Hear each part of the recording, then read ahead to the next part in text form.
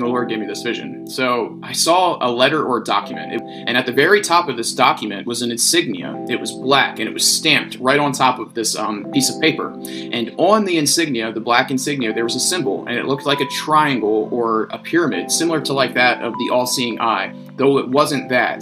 This triangle symbol or this pyramid was gray in color, and it was right on top of this black insignia. And underneath that that stamp was all these lines of instruction. And in the vision, I received interpretation that there were false promises beneath this seal. Okay? So then I saw this fancy pen. So we have this document with the insignia and all these lines of instruction and false promises. And I saw this fancy pen, like this gold, probably like $1,000 pen, you know, something very fancy. And then I saw all of these hands come out of nowhere, and all these hands started signing this document. Vast array of hands. I couldn't even put a number on it, but all these hands just started signing this document, essentially coming into agreement with it. So the vision ended, and it actually changed to that of like a luxurious apartment. Like we're talking like thousands of dollars type of an apartment with the stainless steel fridge, the beautiful countertops, just all of the updated nice appliances. And I actually saw an Oriental woman standing in a kitchen. She was about 30 years old, and she turned and kind of faced me in the vision, and on her forehead was the same insignia and black seal that was on that piece of paper.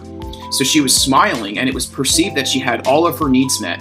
Cut to the next scene. So we have this lady in the apartment. She has the insignia on her head. She has all of her needs met. And then the vision switches to like this line of people standing outside, and they were waiting outside of some kind of a building, and it was perceived that they were poor and they were trying to make ends meet, that they didn't have their needs met. They were in tarnished and tattered clothing.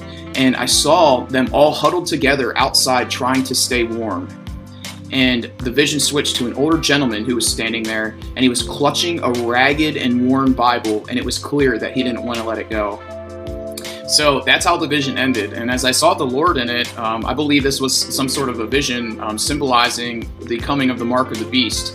We had this document with all these lines of instruction and false promises, and all the hands that were signing this document, I believe, were all coming into agreement with the mark of the beast and what's coming, that they were giving their approval and coming into agreement with it. And then the lady who was in the apartment with the insignia on her head, the interpretation I got for that was those that accept the mark are going to have all these false promises and all these false needs that are met. And she looked happy, but it was evident that she had taken the mark. And those that were outside standing in the cold, huddled together, were those that rejected the mark of the beast. They didn't have their needs met. They were struggling to make ends meet, and they were huddled together trying to stay warm.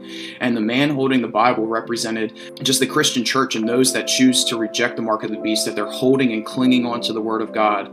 So guys, know that in the future, if ever we're presented with something, we'll know that as believers, that this is the mark of the beast.